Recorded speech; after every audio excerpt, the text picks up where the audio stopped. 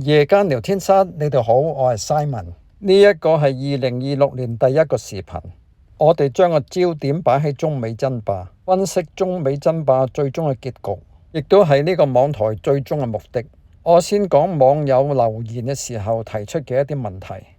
點解我講美國打台灣牌已經係打到好爛，發揮唔到作用？首先就係第一島鏈已經被破防，五角大樓同埋特朗普都知道，中國武統台灣嘅時候，外海嘅戰爭美國會打輸，美國嘅軍艦同埋戰機會損失慘重，美軍嘅傷亡會好嚴重。中國用嘅殺手鐧就係東風導彈系列同埋高超音速導彈，並且係拆打一體嘅無人機，用蜂群嘅飽和戰術同美軍喺台灣海域決一死戰。台灣就絕對唔係美國嘅核心利益，美國又點會願意嚟保衛台灣呢？況且中國嘅高超音速導彈可以打到5000到8000公里之外，美國嘅海軍同埋空軍未嚟到台海之前就有可能被殲滅。美國點會為台灣而搏，失去全球軍事霸權嘅地位？至於美國喺日本嘅軍事基地，美國敢開第一槍咩？導彈敢向中國射出去咩？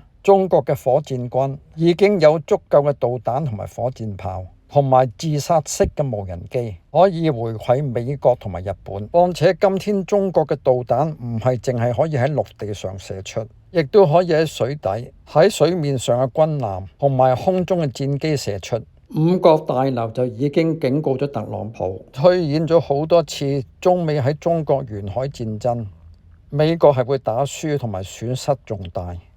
就算係美日聯軍都改變唔到呢個命運，到時美軍係被拒於第一同埋第二島鏈之外。咁美國喺日本同埋南韓都有好多美軍基地，都係好似籠中之鳥一樣，被困死而得唔到外援。仲有就係多謝日本嘅右翼勢力抬頭，多謝軍國主義復活，多謝高市早苗講出台灣有事、日本有事嘅言論，俾到中國一個大禮物，就係喺日本未擁有大殺傷力武器之前，未擁有核子武器之前，中國可以根據聯合國嘅憲章，根據敵國條款，根據二次大戰戰勝國同埋聯合國已經定落出嚟嘅戰後國際規則秩序。中國係有法理依規，唔需要聯合國常任理事國嘅批准，就可以對軍國主義復活嘅日本，對中國有野心同埋侵略性嘅日本，先發制人對日本攻擊。到時美國會好尷尬。二次大戰戰後定落嚟嘅國際規則秩序，美國係戰勝國，有參與制定，唔通今天美國唔去遵守咩？萬一中日戰爭，美國又唔去保衛日本，咁以後仲做咩大佬？仲點樣向日本收保護費？所以我認為美國處理中日台嘅事件，就係以和為貴，保持現狀，大家都唔好喐手喐腳，唔好展開軍事衝突。中國今天強大咗啦，就唔會理美國。中國係會先用和平嘅手段去統一台灣，但係既然台灣係中國核心利益之中嘅核心，中國認為要開戰嘅時候就要開戰。今天中國發展軍事同埋武器嘅儲存，又圍堵台灣進行軍事演習，唔通係白做咩？至於日本、美國呢一個主人，就要好好拖住，唔好喺度亂吠，唔好強化日本嘅軍事武器，唔好認同日本去修改和平憲法，否則中國就要對日本同埋美國雙重出手，對日本展開軍事行動，對美國就要禁止稀土出口。中國會俾美國養肥日本同埋台灣咩？打狗就要先打主人，美國就不斷試緊中國嘅底線。中國就終於出手俾美國一個警示。最近美國國會係通過咗一個最大嘅軍售俾台灣，中國就即刻展開制裁20間美國嘅軍工企業同埋10個 CEO， 其中最重要嘅一個內容就係對呢班軍工企業進行稀土出口管制，等佢哋冇咗稀土嘅來源，以後仲點製造美國嘅武器？點樣再做武器出售？咁以後美國要傷害中國就要諗清楚啦。咁你會有呢個問題，點解今天中國對美國唔全面100% 進行稀土出口管制？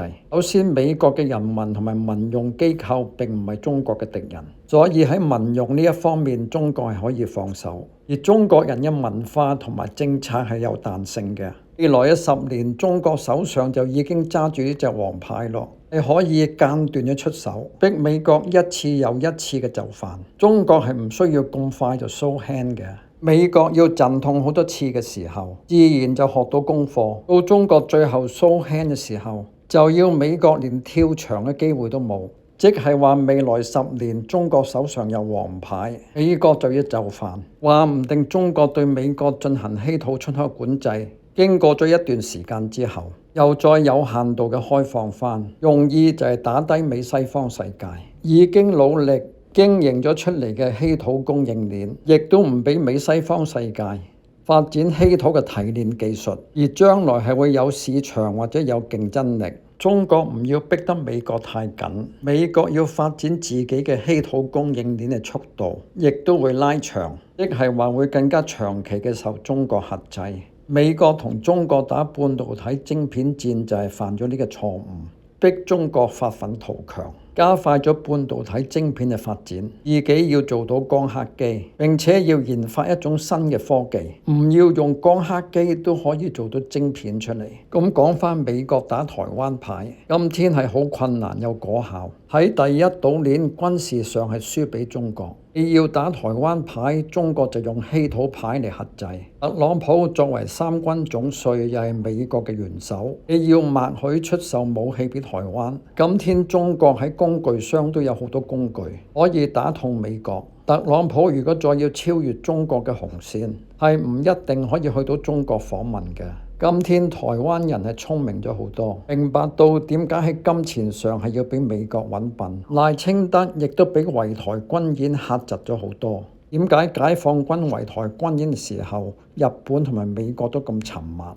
日美嘅軍艦同埋戰機都遠離喎。今天第一島鏈嘅話事人係邊個？好明顯啦。台灣可唔可以通過預算購買美國嘅軍事武器，亦都未可知。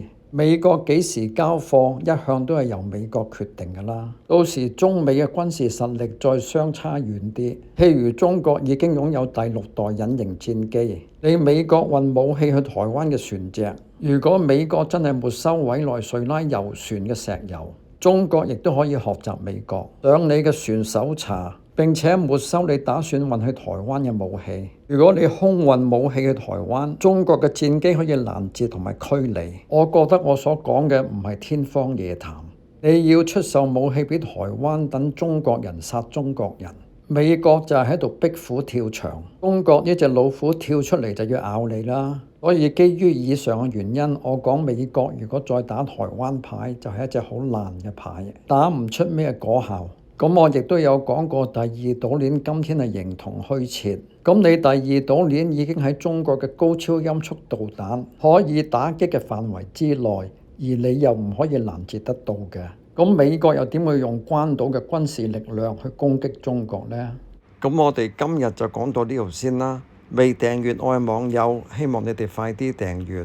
歡迎大家推介我嘅影片俾你哋嘅親戚朋友。下次再見，拜拜。